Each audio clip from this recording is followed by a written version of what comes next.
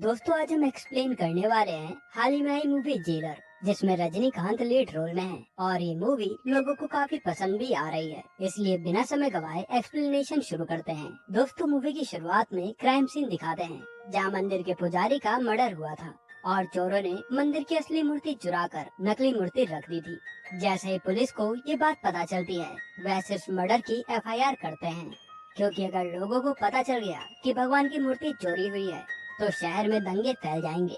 अब मूवी में वर्मा नाम के एक आदमी को दिखाते हैं, जो कि एकदम सनकी इंसान है।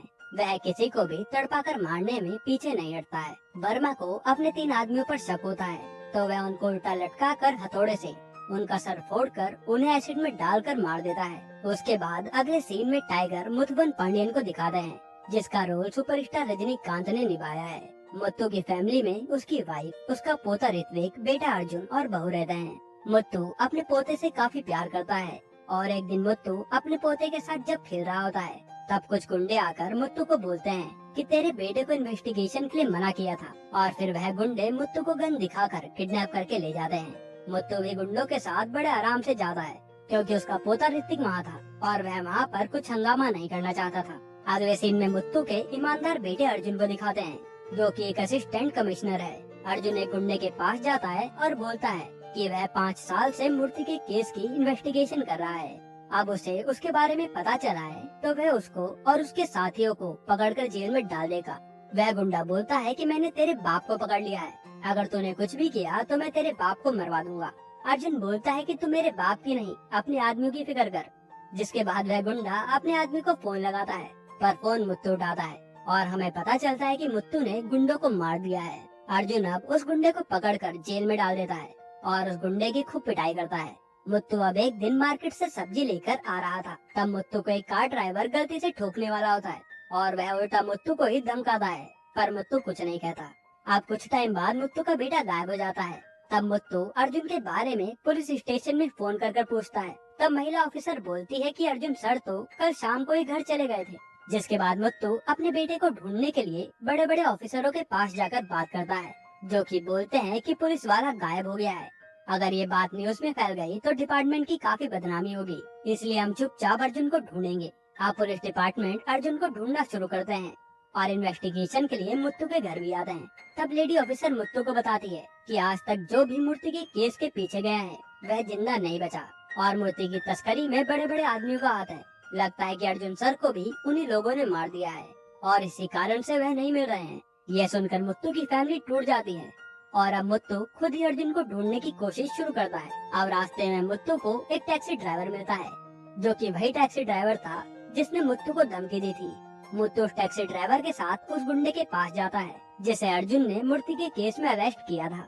मुत्तू टैक्सी ड्राइवर को बाहर छोड़कर अंदर जाता है और उस गुंडे से अर्जुन के बारे में पूछता है, और ना बताने पर वह उसको खूब मारकर बोरी में भरकर टैक्सी ड्राइवर के पास लाता है। और रास्ते में टैक्सी ड्राइवर उस बोरी को कचरा समझकर मुत्तू के साथ नदी में फेंकवाने में मदद करता है। जब टैक्सी ड्राइवर और मुत्तू कार में बैठते हैं, तब टैक्सी ड्राइवर को हाथ में कुछ अजीब लगता है और वह कार की लाइट जलाकर देखता है तो उसके हाथ में खून लगा होता है।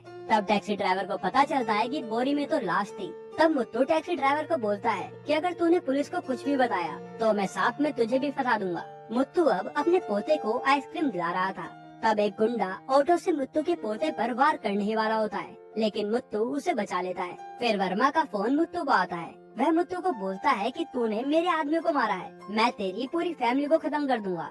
अब घर में मुत्तू अपनी फैमिली के बारे में काफी सोचता है और बाहर आकर वर्मा को फोन करके बोलता है कि तेरे मेरे बीच में जो कुछ भी है उसे खत्म कर दे और वह उसकी फैमिली को छोड़ दे। वर्मा बोलता है कि अगर मैंने तेरी फैमिली को छोड़ दिया तो लोगों के मन में मेरा डर खत्म हो जाएगा। अब हमारी मुलाकात तब होगी जब मैं तुझे मारने आऊंगा। मुत्तू अब एक जगह काफी शराब पीता है, जहाँ पर वह गुंडे भी आए थे जिसने मुत्तू के पोते पर वार करने की कोशिश की थी। मुत्तू बड़ी ही चालाकी से उन्हें अपना पीछा करने देता है और एक सुनसान गली में ले जाकर दोनों को बड़ी बेरहमी से काटकर मार देता है।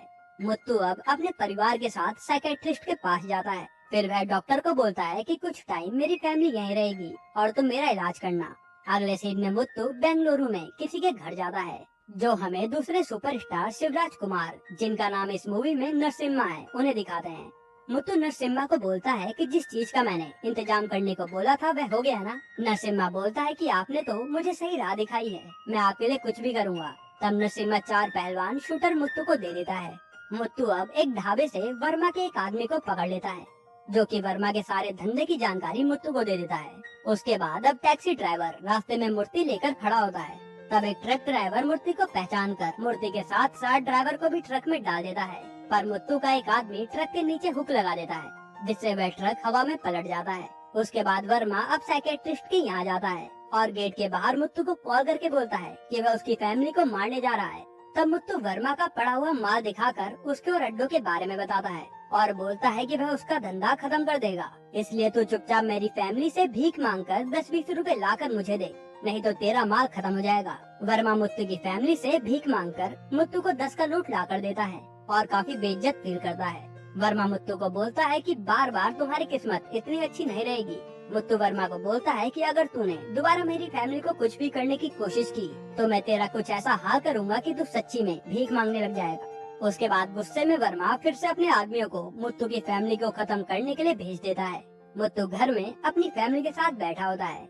तब वर्मा के आदमी हथियार लेकर वहाँ आते हैं। मुत्तू अपनी फैमिली को शांत रहने के लिए बोलता है। तब जैसे ही वर्मा के गुंडे उनको मारने वाले होते हैं, तब एक एक करके सारे गुंडे मरते जाते हैं, जो कि मुत्तू के शूटर बाहर से मार रहे थे। अब वर्मा कामदेव नाम के एक आदमी को कॉल करता है, जिसका रोल जैकी श्रॉफ ने निभाया है। वह कामदेव को बोलता है कि तुमने जो आदमी भेजे थे वह किसी काम के नहीं निकले। कामदेव बोलता है कि अगर मुझे पता होता कि तुम उसे मारने जा रहे हो तो मैं अपने आदमी कभी भेजता ही नहीं। अब कामदेव वर्मा को मुत्तू के पास्ट के बारे में बताता है, जो कि तिहाड़ जेल का सबसे खतरनाक जेलर था, जिसके आते ही सारे बड़े बड़े कैदी थर से कांपने लगते थे और जो भी मुत्तू की फैमिली के बारे में कुछ भी कहता तो मुत्तू उसको बर्बाद कर देता। तब इतने में वर्मा के घर में मुत्तू की एंट्री होती है, जो वर्मा को एक ही लात से हवा में उड़ा देता है और उसे मारने वाला होता है। तब वर्मा मुत्तू के बेटे अर्जुन का वीडियो मुत्तू को दिखाकर बोलता है कि वह जिंदा है और वर्मा मुत्तू के साथ सौदा करता है कि अगर मुत्तू मंदिर के अंदर तहखाने से हीरो का ताज लाकर वर्मा को देगा तो वह उसके बेटे को छोड़ देगा। उसके बाद मुत्तू को पता चलता है कि मंदिर के तहखाने में जाना किसी को भी अलाउड नहीं है और मंदिर का सिर्फ एक ही ट्रस्टी उसमें जा सकता है। तब मुत्तू बड़ी ही चालाकी से मंदिर के एक ट्रस्टी को फंसाकर उससे एक फिल्म की शूटिंग करवाता है, जिससे ट्रस्टी को मंदिर के तहखाने से चोरी करनी थी और उसका मुत्तू वीडियो भी बनाता है। मुत्तू उसके बाद अपने दोस्त मैथ्यू के पास जाता है। मैथ्यू मुत्तू से बोलता है कि हीरो का ताज चुराने से आसान तो वर्मा को मारना है, मगर मुत्तू बोलता है कि उसका बेटा वर्मा के पास है। उसके बाद मैथ्यू मुत्तू को वह सामान देता है जो कि मुत्तू ने मांगा था। अब मुत्तू अपने साथियों को गन से शूटिंग की प्रैक्टिस करवाता है। साथ ही वह बड़ी चालाकी से मंदिर के सीसीटीवी कैमरे में ट्रस्टी की चोरी वाली फुटेज मिला देता है, जो कि उसने नकली शूटिंग में बनाई थी। जैसे ये बात सीबीआई को पता चलती है, वे ट्रस्टी के पास आकर इंक्वायरी के लिए उसको और हीरे के ताज को चेकिंग के लिए दूसरी जगह ले जाते हैं। मुत्तू रास्ते में उस हीरे के ताज वाली गाड़ी पर हमला करता है और बहुत सारे आदमी को मारकर ताज वर्मा के आदमी को दे देता है।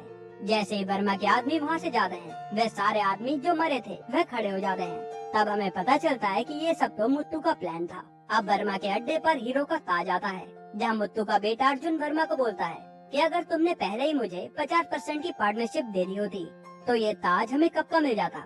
तब हमें पता चलता है कि मुत्तू का बेटा अर्जुन सिर्फ ईमानदार पुलिस वाला होने का नाटक कर रहा है। मुत्तू ये सारी बात अपने घर पर देख रहा था, क्योंकि उसने हीरे के ताज में एक स्पाई कैमरा लगाया हुआ था, जिसकी मदद से मुत्तू को सारी बातचीत पता चल जाती है। अब अर्जुन घर जाकर मुत्तू से मिलता है।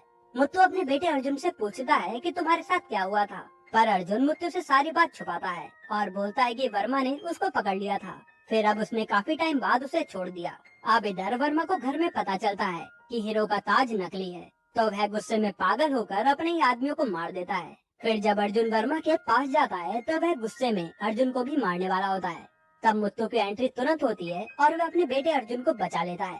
इधर वर्मा के आदमी मुत्तू की फैमिली को मारने गए थे, जिन्हें वर्मा ने ही भेजा था, पर मुत्तू का दोस्त नरसिम्हा उन गुंडों को मारकर मुत्तू की फैमिली को बचा लेता है। और इधर मैथ्यू भी वर्मा का सारा कारोबार खत्म कर देता है।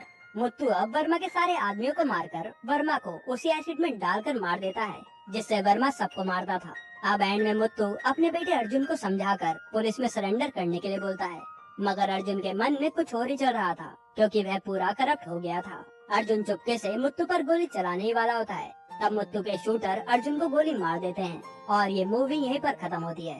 दोस्तों, आपको ये मूवी कैसी लगी कमेंट में जरूर बताइएगा, और अगर आपको गदर 2 मूवी का एक्सप्लेनेशन देखना है तो ये वीडियो देख लीजिए।